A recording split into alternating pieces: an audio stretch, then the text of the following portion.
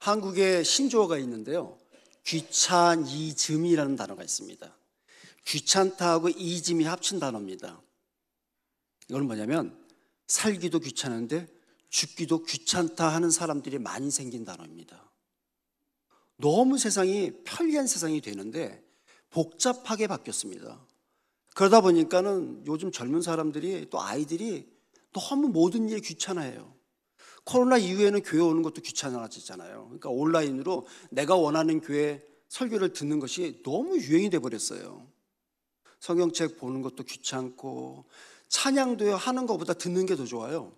뭐 입을 벌려 대신해 주는데 얼마나 좋아요, 여러분? 그리고 핸드폰 하나 갖고 다 하잖아요. 그래서 요즘에는 한국에서 젊은 아이들이 핸드폰 너무 좋아하는데 왜 그러냐 물어봤더니 핸드폰만큼 재밌는 게 없대요. 여기에 모든 것이 다 있어서 이거 하나 갖고 모든 재미를 다 느낄 수 있대요. 정말 그런 것 같아요. 틈만 나면 보잖아요, 우리요. 저도 그래요. 틈만 나면 정보를 막 얻으려고. 그러다 보니까 어떻게 돼요? 사람과의 관계가 귀찮아지고 내가 헌신하는 시간과 일들이 귀찮아지고 모든 것들이 어떻게 돼요? 나만 생각하게 돼요. 나만 생각한다는 건 뭐예요? 다른 모든 것들은 다 귀찮다는 얘기예요. 여러분, 귀찮다의 원래의 의미를 아십니까?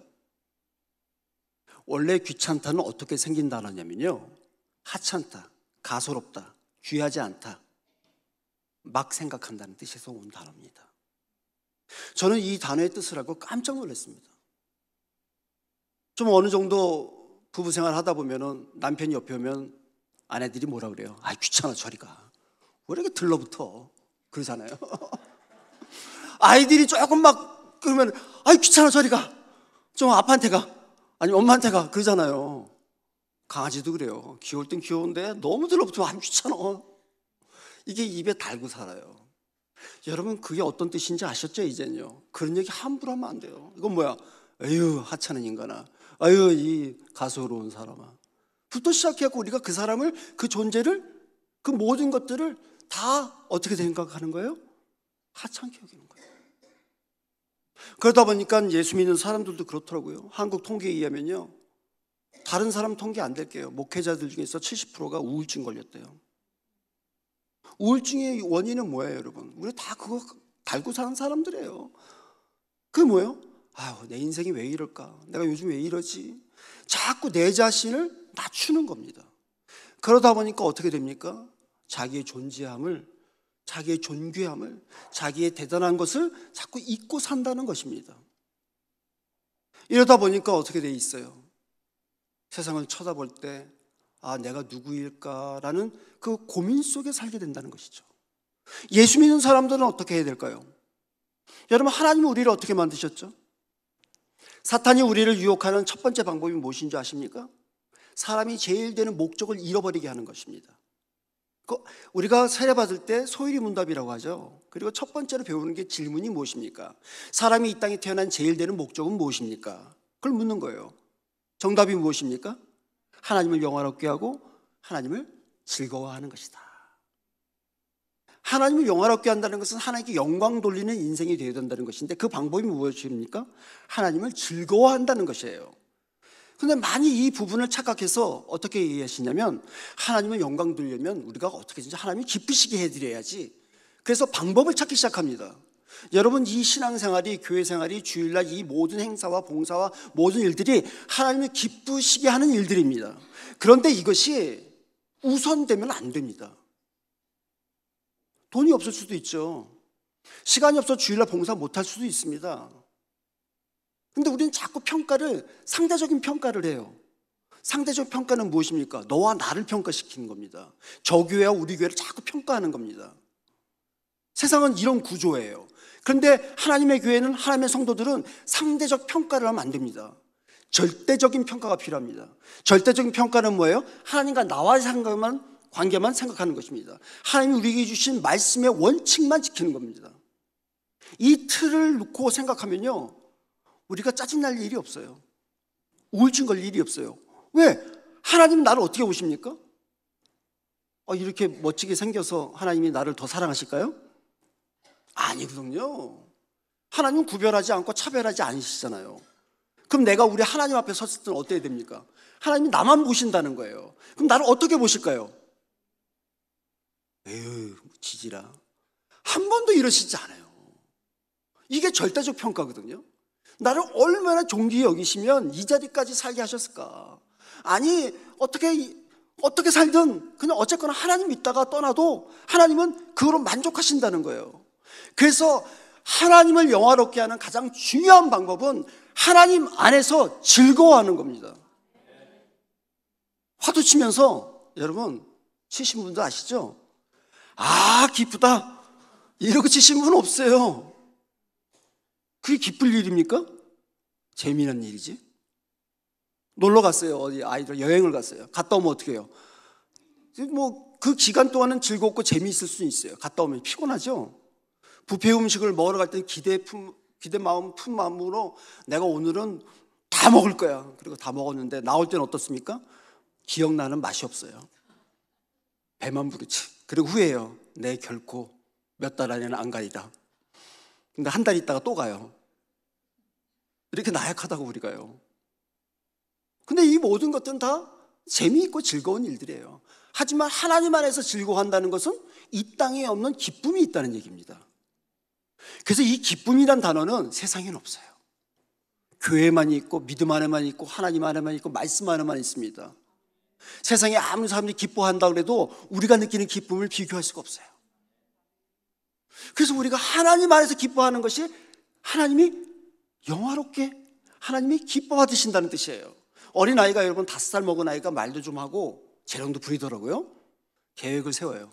내가 언제까지 돈을 벌고 몇 살까지 어떻게 하고 막 치밀한 계획을 세워서요 서원을 해요. 하나님이 이러면 좋아하실 거야. 목회자들이 가장 많이 하는 실수입니다. 교회를 통하여 하나님 영광 돌리려고 수많은 계획과 방법들을 쓰기 시작합니다. 하나님이 좋아하시겠습니까? 하시죠. 그런데 그것을 목적으로 그것만 달려가면 하나님 별로 좋아하지 않으세요.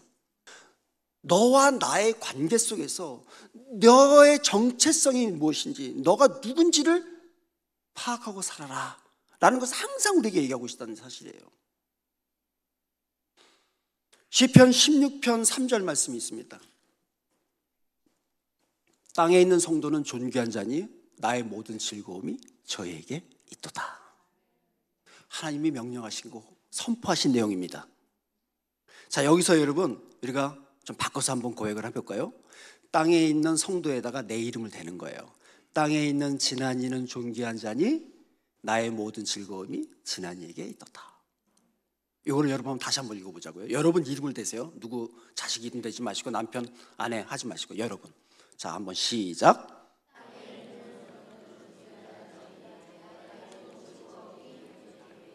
아멘. 이거 하나님이 선포하신 거예요, 여러분. 제 설교가 아닙니다. 여러분, 독일의 오랜 전설에 의하면 사실입니다. 종교개혁자 마르틴 루터가 복음에 의해서 고민을 하다가 어느 밤 깊은 시간에 숲으로 갔어요.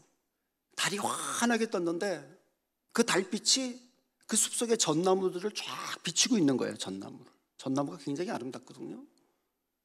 그때 마르틴 루터가 은혜를 받은 거예요. 밤하늘에 달빛이 비칠 때 전나무도 저렇게 빛나는데 하나님이 우리를 사랑하시는 그 사랑의 빛과 은혜의 빛이 사람에게 내려진다면 얼마나 그 사람은 존귀할까. 그리고 너무 감격해서 숲에 있는 전나무 하나를 주워다가 집에다가 꽂아놓고 장식을 했는데 그게 크리스마스 추리의 시작이었습니다. 그래서 독일 어떤 가정들은요 크리스마스 추리를 하면 1년 내내 놔둔다고 그래요. 1년 내내 보면서 그래 저렇게 빛나는데 나도 그 빛나는 사람이 아닐까 하고 용기와 힘을 얻었다고 합니다. 여러분 이제 곧 크리스마스 아니겠어요? 집에 추위하면서 아이들에게 식구들에게 얘기하세요. 하나님이 너를 존귀하게 여기고 이렇게 빛나는 인생으로 만들어 주셨어. 여러분 이번에도 카드를 쓰세요. 꼭 카톡으로 연합장 보내지고 크리스마스 카드 보내지 마시고 카드를 사서 이왕이면 좀 크리스마스 추리가 이쁘게 있는 겉표지 카드로, 그리고 오늘 말씀 기억하시면서 이 구절을 적어서 보내주세요. 당신은 존귀한 사람입니다. 아무리 힘들고 어려운 일이 있어도 하나님의 빛으로 빛나시기 바랍니다. 이게 복음 전하는 거예요, 여러분. 우리가요.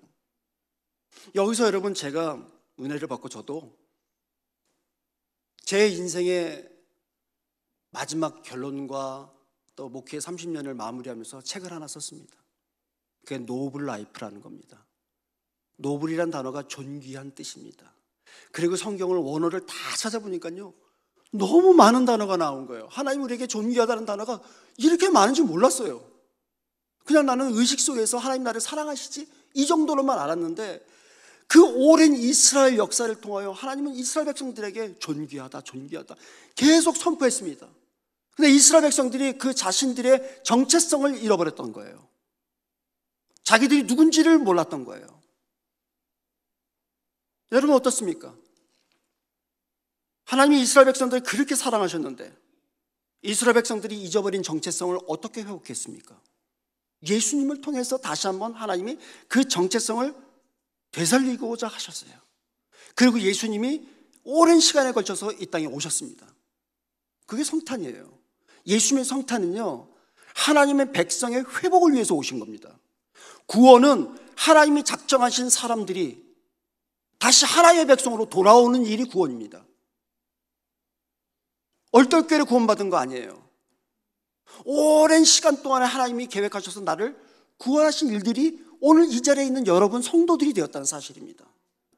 많은 분들이 이 설교를 잘못 전하고 있으시더라고요. 무화과 나무의 비유입니다. 무화과 나무의 비유는 무엇입니까? 열매 없으니까 어때요? 찍어서 버린다는 것입니다. 그래서 열매론으로 많이 이 말씀을 전합니다. 그래서 무화과 나무처럼 열매 없이 살다가 찍어서 심판당하기 전에 열매 맺자라고 하는 거예요. 이건 아닙니다. 하나님은 그 열매를 바라보지 않으세요. 하나님은 오히려 다른 데에 목적이 있으셨어요. 무화과 나무는 한 번 심어놓으면요, 그냥 저절로 자라요. 이스라엘 팔레스타인 지역에는요, 이 무화과 나무가 많이 있는데 지나가던 나그네가 목을 축이기 위해서 그냥 따먹는 열매였어요. 보통의 사람들이 다 유익을 주는 그런 나무였습니다. 근데 포도원에 이 무화과 나무가 심겨져 있다는 오늘 말씀이에요. 원래는 유실수가 두 종류가 심을 수 없는데 주인이 어떤 뜻인지 포도원에다가 이 무화과 나무를 심어놓는 거예요. 그럼 얘는 길거리에서 잘 자라는데 포도원에 있다는 것은 보호를 잘 받고 관리를 잘 받았다는 거 아닙니까? 그럼 열매가 더 많아져야 되잖아요. 근데 열매를 못 맺는 거예요. 포도원 주인이 야, 얘는 쓸모없겠다. 그래서 포도원 지기를 불러서 찍어서 버려버려라. 뭐터로 얘를 키우고 있냐? 그러니까 이 포도원 지기가 뭐라고 합니까? 제게 시간을 달라고. 내가 거름도 주고 잘 관리해서 얘를 살려보겠다는 것이 무화과나무의 비유의 끝입니다. 근데 마지막에 거름을 주겠다는 말씀을 여러분 보셔야 됩니다. 이 거름이라는 단어가 굉장히 중요한 단어입니다. 예수님이 이렇게 비유로 말씀하시는데 나중에는 예수님이 십자가에 돌아가실 때 마지막 십자가상에서 하신 고백이 있으십니다. 아버지 저들을 용서하옵소서. 내가 저들을 구원하겠습니다. 할 때 히브리 원어가 거름이라는 단어입니다. 거름은 무엇입니까? 희생입니다. 요즘에는 많이 비유를 줘서 우리가 농촌에 사시는 분 아시잖아요. 아주 자연적인 거름이 아니라 인위적인 화학 비유를 많이 써서 뭐 탱글탱글하고 흉도 없고 아주 멋지잖아요. 근데 맛은 예전 같지가 않아요. 근데 뒤뜰에 틀어온 벌레 먹은 것들은 어떻습니까? 모양은 볼품이지만 없지만 맛은 좋잖아요. 그 거름이 거름입니다.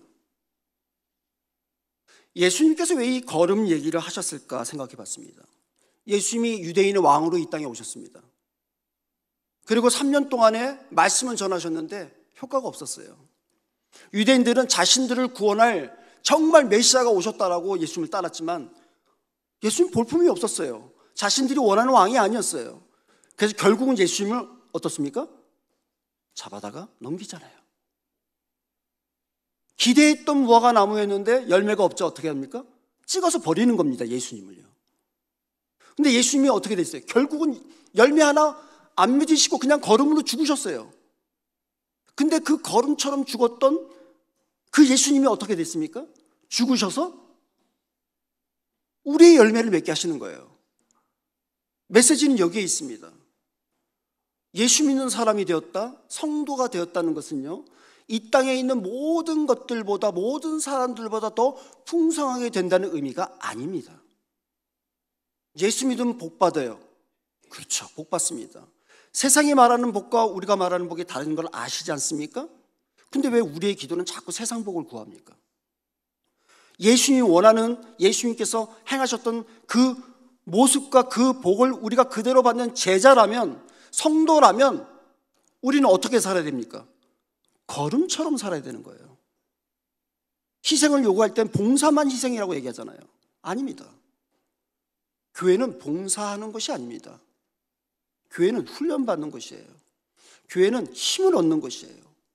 교회는 위로하는 것이에요. 그리고 봉사와 희생은 나가서 하셔야죠. 여기서 봉사가 아닙니다. 여기서 희생이 아닙니다. 내가 이 교회에서 평생 희생했는데 아무 소용없으세요. 해도 그만 안 해도 그만입니다. 죄송합니다. 하나님이 원하시는 우리의 희생은 여기에 있지 않고 바깥에 있는 겁니다. 예수님이 유대인들을 구원하러 오셨습니까? 세상을 구원하러 오셨잖아요. 유대인들은 아직도 안 믿어요. 유대인 아닌 우리가 믿고 있잖아요. 하나님이 우리에게 요구하시는 성도로서의 본분과 정체성이 어디에 있냐는 것이에요. 예수님의 제자라면 예수님처럼 살아야죠. 그 예수님처럼 산다는 것이 복음을 전한다는 말로 끝나지 않고 정말 예수님처럼 그렇게 거름이 되어 살고 있느냐는 거예요. 있습니다. 여러분 여태까지 사시면서 가정을 위해 희생하시고 직장에서 희생하시고 교회에서 희생하시고 다 걸음이셨습니다.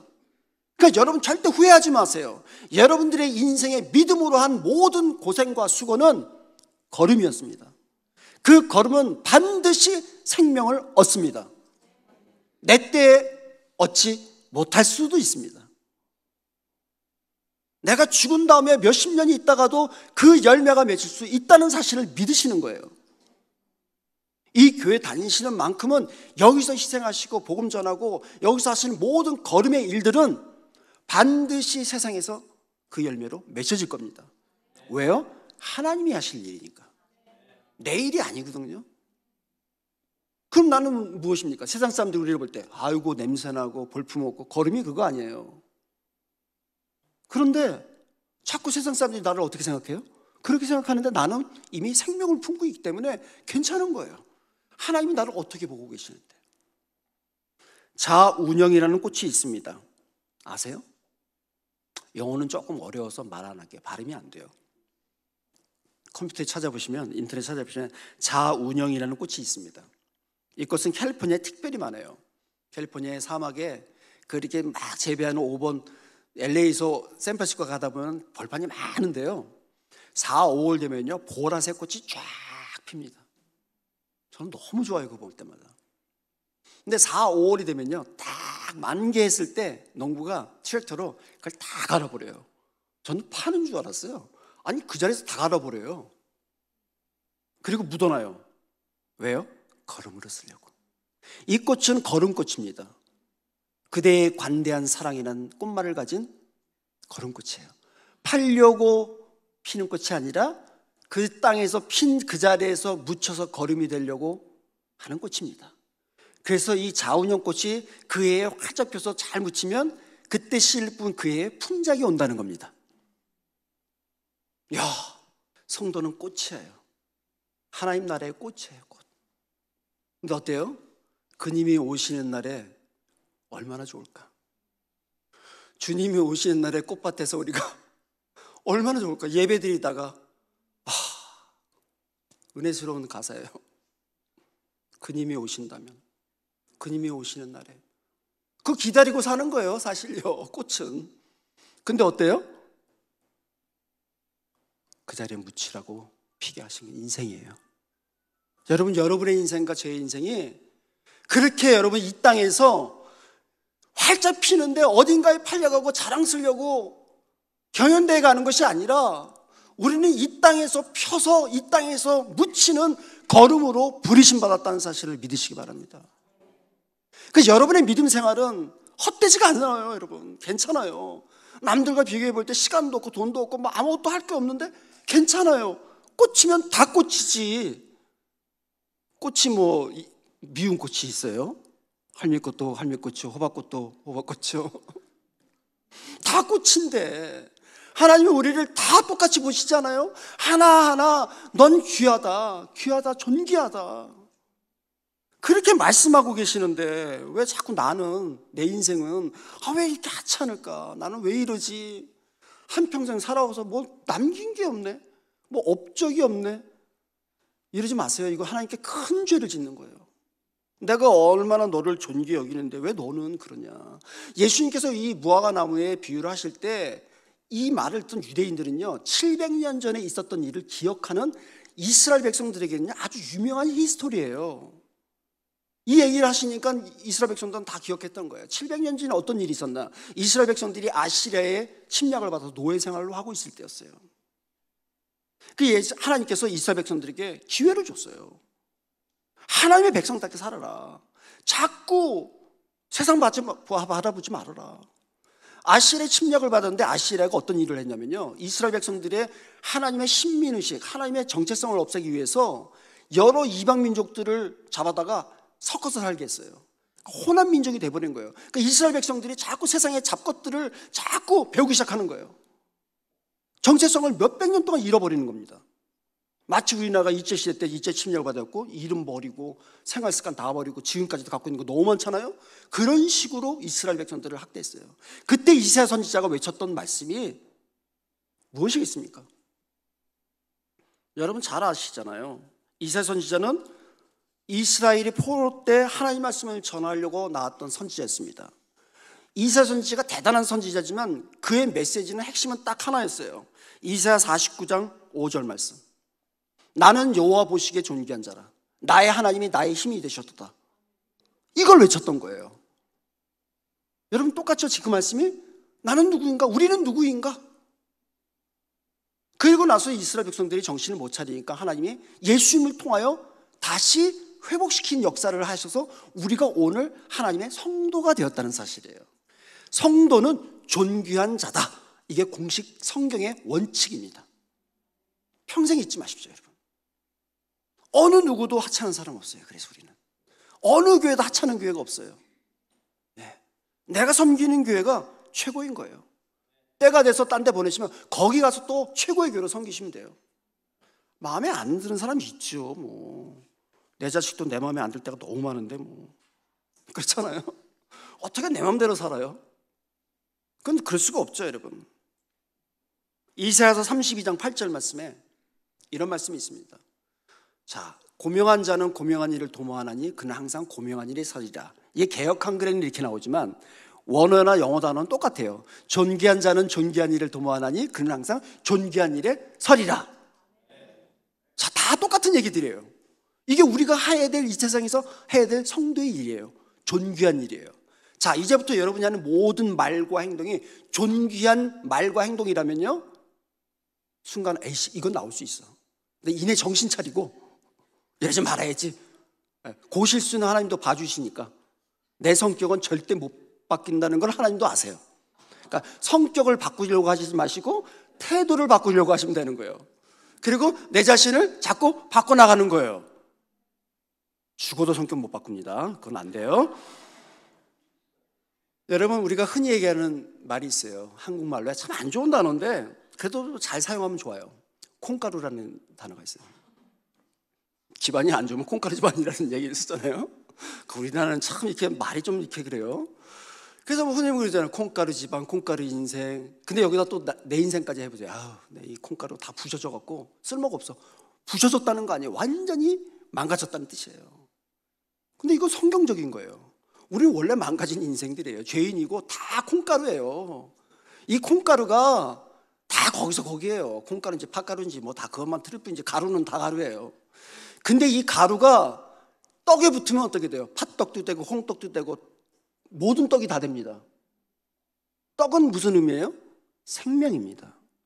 떡은 누군가의 굶주린 배를 채우는 역할을 합니다. 콩가루인 우리 인생이 하나님 떡에 붙어갖고 이제부터 어떻게 된 거예요, 우리는요? 떡이 된 겁니다. 세상 살리라고, 복음 전하라고 너는 구원받았으니까 나가서 구원받지 못한 사람들에게 세상에 없는 기쁨을 맛보게 하라고 떡으로 만들어 주신 거예요. 콩가루가 떡에 붙으면 콩떡 되는 겁니다. 그러니까 우리는 다 잘난 척할 거 없어요. 다 떡이에요, 떡. 무슨 떡이냐가 좀 다를 뿐이지, 입맛에. 그렇잖아요? 그걸 알게 되면 우리가 어떻게 살아야 되는지를 알게 됩니다, 여러분. 여러분 어떠세요? 너무 좋지 않아요? 하나님 믿는 거요? 하나님 우리를 그렇게 사랑하시고 오랜 역사 가운데서 변하지 않는 복음 우리에게도 오늘도 주시고 있어요. 그래서 저는 하나님 믿어요. 안 변하셔서. 원래 잘 이런 거 안 하는 사람인데 해요. 여러분도 한번 해보실래요? 구호 외치기. 제가 이렇게 숙소에서 구호를 외치지 않아요. 근데 요즘에 이 주제를 갖고 다니면서 해야겠다. 이 구호는요, 제가 중학교 2학년 때 우리 담임 선생님이 처음으로 오셨는데 처음으로 담임 맡으신 여자 선생님이 너무 잘해 주셨어요. 이 선생님이 급훈을 만들었는데 제 평생의 인생의 급훈이 됐습니다. 알차게, 힘차게, 멋있게. 아침마다 다 일어나서 외치게 하는 거예요. 오늘을 알차게, 오늘을 힘차게, 오늘을 멋있게. 1년 내내 그거 했거든요. 그리고 제가 대학 가고 커서도 그 선생님이 교수로 가셨는데도 계속 관계를 맺었어요. 너무 좋았어요. 그래서 요즘에 제가 하는 거예요. 제가 먼저 선창할게요. 하나님의 존귀한 인생. 그러면 여러분이 알차게, 힘차게, 멋있게 야까지 하셔야 돼요. 구호는요. 그 애들 좋아하는 대로 그거 해야지. 그죠? 오늘 예배 시간 때 한번 또 리프레시 하는 겁니다. 제가 오늘 마지막 결론을 구호로 합니다. 제가 하나님의 존귀한 인생 그러면 여러분이 알차게, 힘차게, 멋있게 야까지 손 들고 주먹 져 좋습니다. 자, 하나님의 존귀한 인생 알차게, 힘차게, 멋있게 야!